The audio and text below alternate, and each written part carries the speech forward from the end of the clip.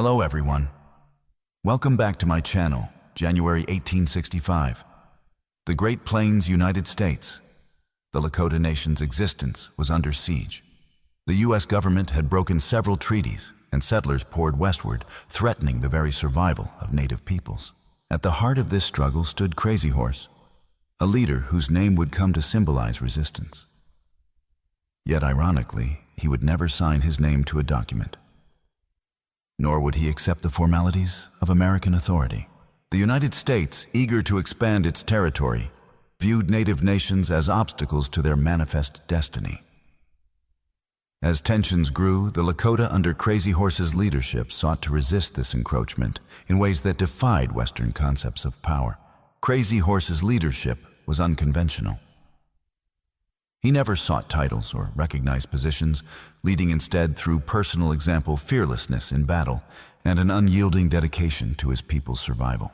In the years leading up to the Great Sioux War, Crazy Horse would command his people with profound spiritual and military insight, often at odds with U.S. policies that aimed to assimilate or defeat them. The question of Crazy Horse's leadership, however, remains shrouded in myth and misunderstanding. How could a man who rejected formal titles and signatures lead one of the most successful Native American resistance movements of the 19th century? His resistance was not just against the U.S. Army, but against the very system of leadership that defined American power. For Crazy Horse, power lay in unity's spiritual strength and the courage to defy the forces of colonization. This documentary explores Crazy Horse's leadership not through the lens of Western concepts of authority, but through the eyes of his people and the enduring legacy he left behind. 1865, 1867. The U.S. continued its expansion westward, constructing railroads and military forts on Lakota land, further pushing the boundaries of native territories. As the buffalo herds dwindled, the Lakota faced increased scarcity, threatening their way of life and survival. Treaty negotiations in Washington repeatedly failed, with promises broken and land rights violated, deepening Lakota frustration. By 1867, U.S. soldiers began seizing Lakota land, blocking access to essential hunting grounds and intensifying conflict. Crazy Horse emerged as a leader in response to these encroachments, symbolizing resistance through both military prowess and spiritual authority. In the early years, Crazy Horse aligned with Red Cloud, recognizing the U.S. Army as the primary enemy to Lakota sovereignty and survival. By 1868, Crazy Horse's influence had grown as he became a central figure in the Lakota's military resistance, grounded in Lakota cultural beliefs. The U.S. Army responded with violent retaliation, attacking Lakota villages in an effort to break the resistance and secure control of the land. The Treaty of Fort Laramie, 1868, promised peace, but its terms were soon violated, escalating tensions between the Lakota and the U.S. government. Crazy Horse's refusal to accept the treaty marked a key moment in his resistance, rejecting any compromise with the U.S. government. Crazy Horse's leadership was defined by key victories in several raids, where his tactical brilliance earned him the respect of both his warriors and the U.S. Army. The U.S. Army pushed deeper into Lakota land, leading to more confrontations and intensifying the conflict on both sides. In 1876, the Battle of Rosebud was a significant clash where Crazy Horse delayed General Crook's advance, reinforcing his leadership among the Lakota. Later that year, the victory at Little Bighorn dealt a crushing blow to General Custer, marking a temporary triumph for the Lakota and their allies.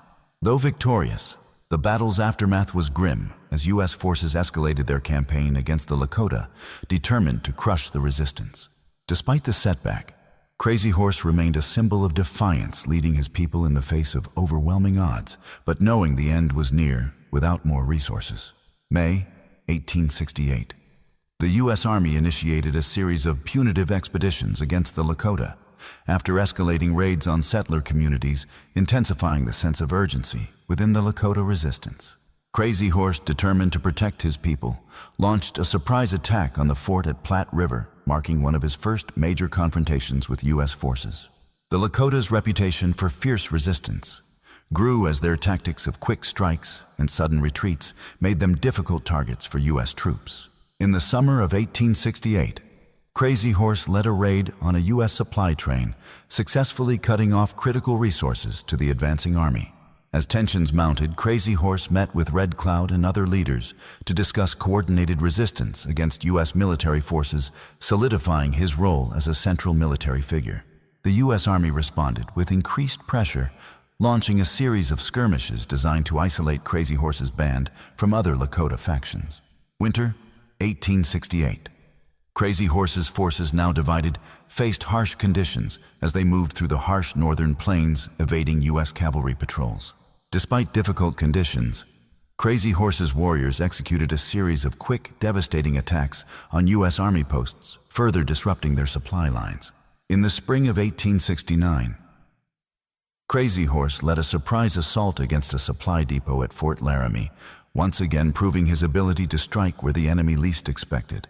Throughout 1870, Crazy Horse faced increasing pressure from the U.S. military, who were growing more determined to break native resistance in the region.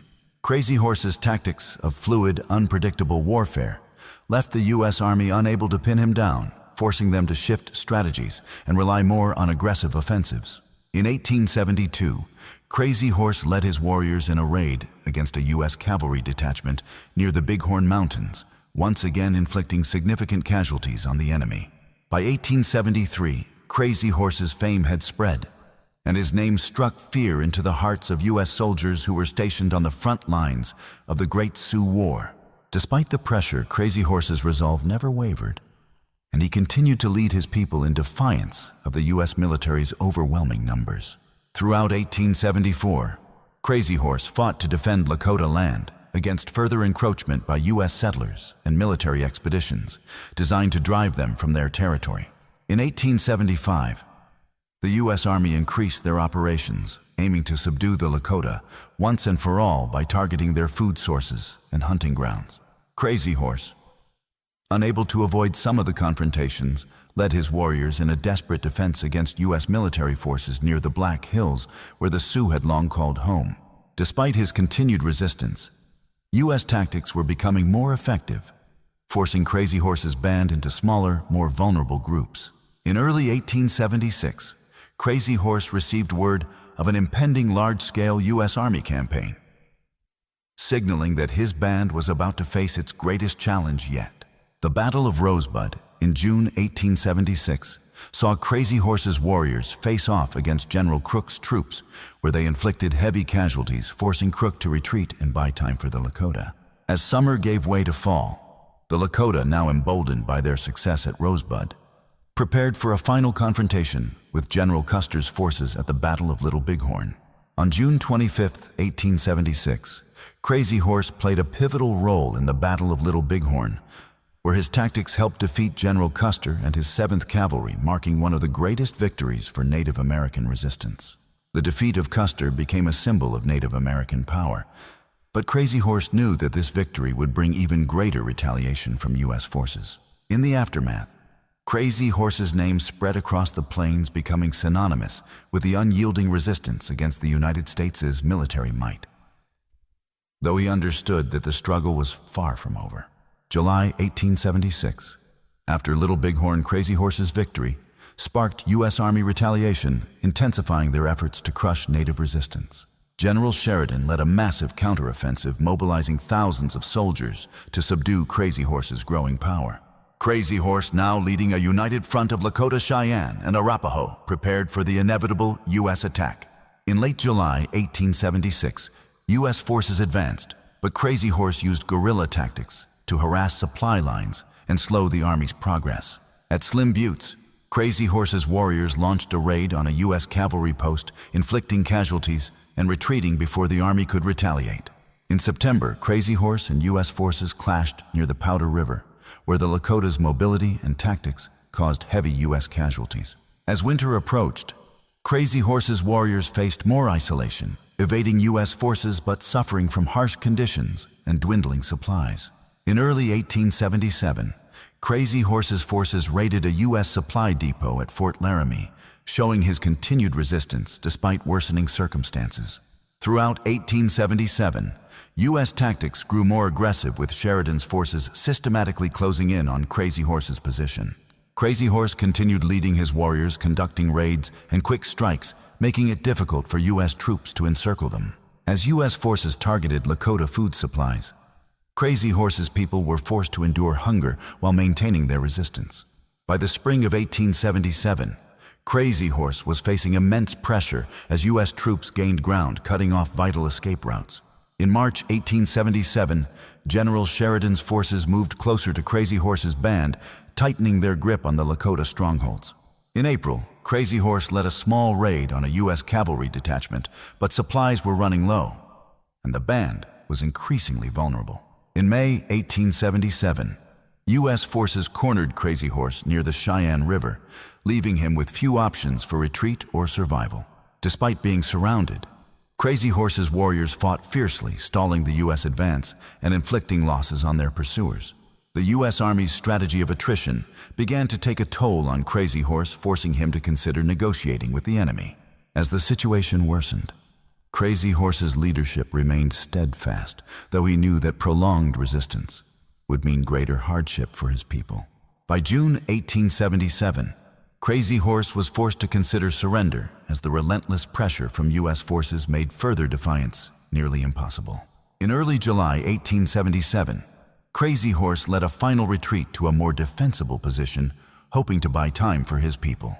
In July 1877, Crazy Horse finally approached U.S. forces to negotiate a surrender, realizing that the war could not be won by force alone. The U.S. demanded full disarmament and relocation of Crazy Horse's warriors to a reservation, breaking the spirit of Lakota resistance. Though reluctant, Crazy Horse agreed to the terms of surrender, knowing his people could not endure much longer. Crazy Horse's band was moved to Fort Robinson, where the harsh conditions of confinement further demoralized the Lakota people. Even under confinement, Crazy Horse's defiance persisted as he refused to accept full submission to U.S. authority. In September 1877, tensions reached a breaking point at Fort Robinson when Crazy Horse was fatally wounded during a scuffle with U.S. soldiers. His death shocked the Lakota Nation, symbolizing the tragic end of their organized military resistance against the U.S.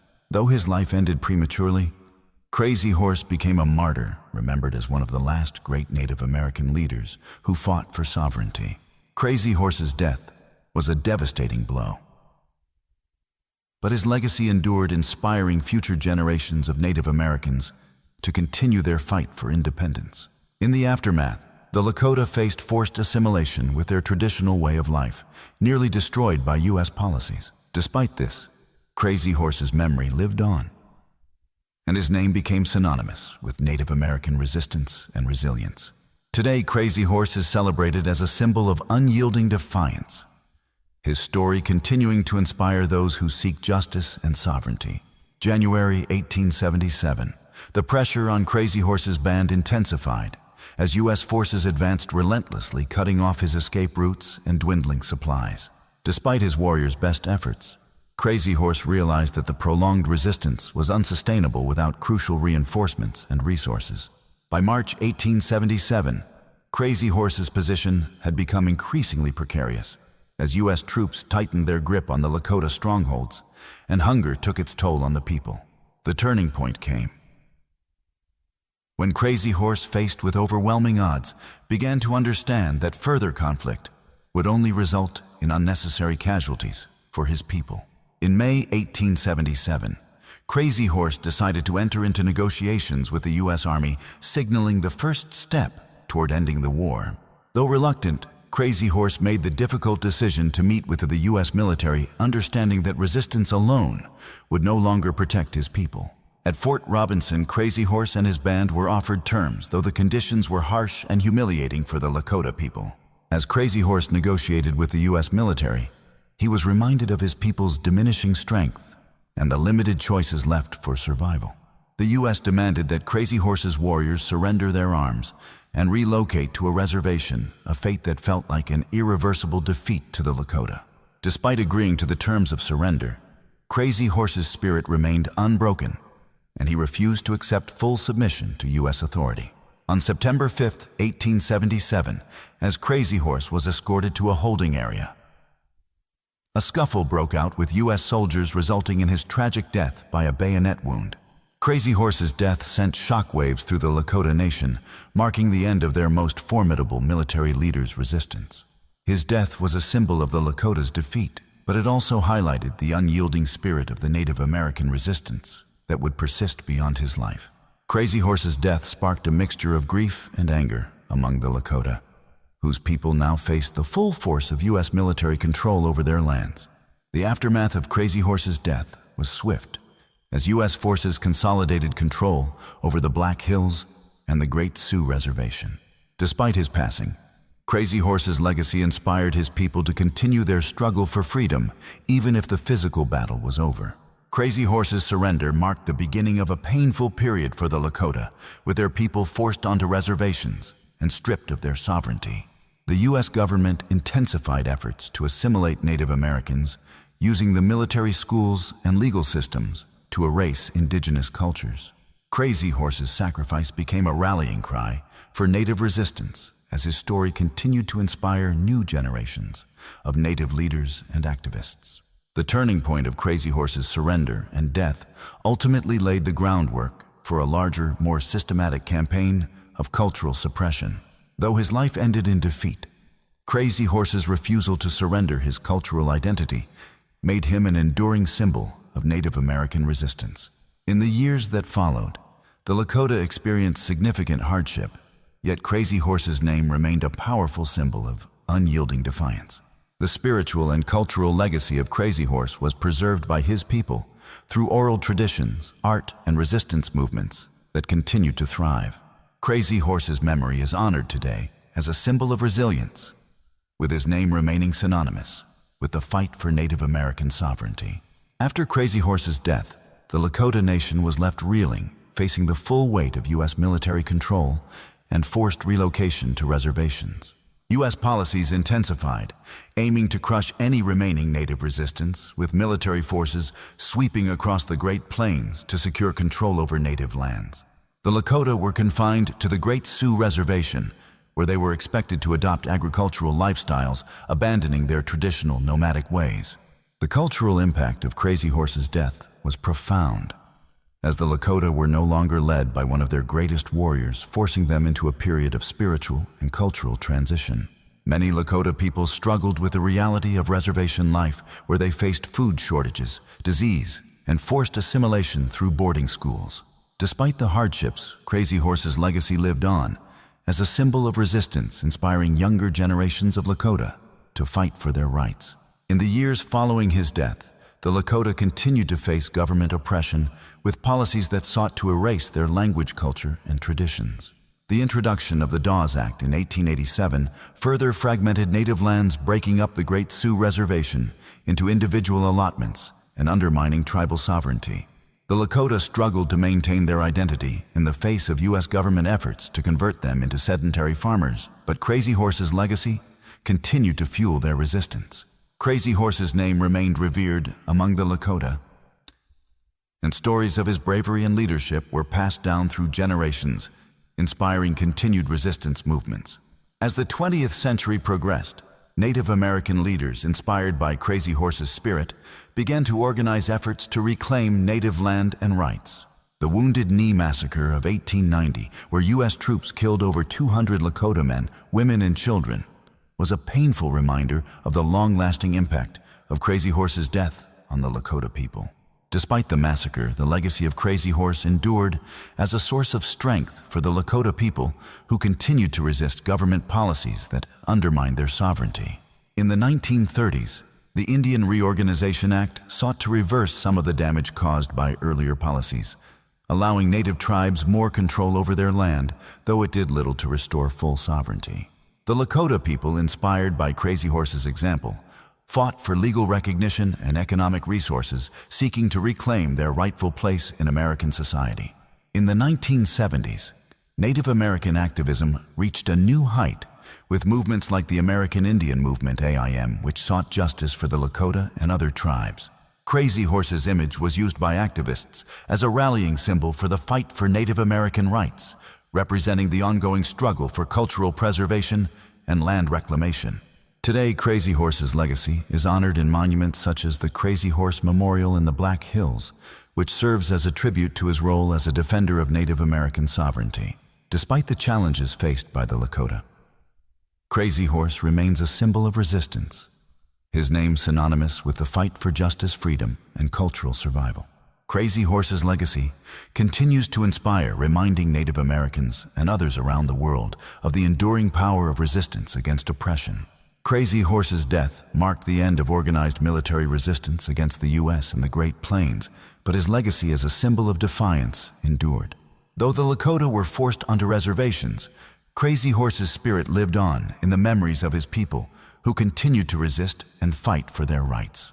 Scholars debate the full impact of Crazy Horse's leadership, with some viewing him as a tragic hero and others emphasizing the broader struggle of Native peoples during his time. One key point of contention is whether Crazy Horse's tactics would have ultimately led to a more successful resistance had he lived longer or had more resources at his disposal. Despite these debates, Crazy Horse is universally regarded as one of the greatest Native American leaders known for his ability to unite his people and inspire fierce resistance. His approach to leadership, which focused on spirituality, strategy, and personal example, is seen as a powerful model of indigenous resistance to colonialism. Crazy Horse's resistance helped preserve Lakota culture, even though the government's efforts to force assimilation remained dominant for decades after his death. Today, Crazy Horse is considered a martyr for Native American sovereignty, his death and the subsequent suffering of his people symbolizing the cost of losing independence.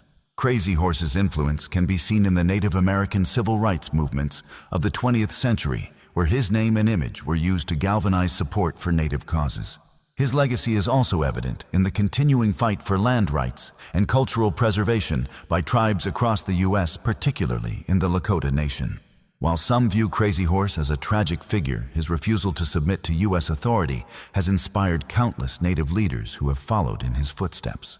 The Crazy Horse Memorial in South Dakota, a colossal monument in his honor, continues to inspire visitors from around the world, representing both the resilience and tragedy of Native peoples. Crazy Horse's legacy is a reminder of the power of indigenous resistance against imperial forces and the enduring fight for cultural sovereignty. As long as Native communities continue to fight for their rights, Crazy Horse's name will remain synonymous with unyielding resistance, a beacon of hope for future generations.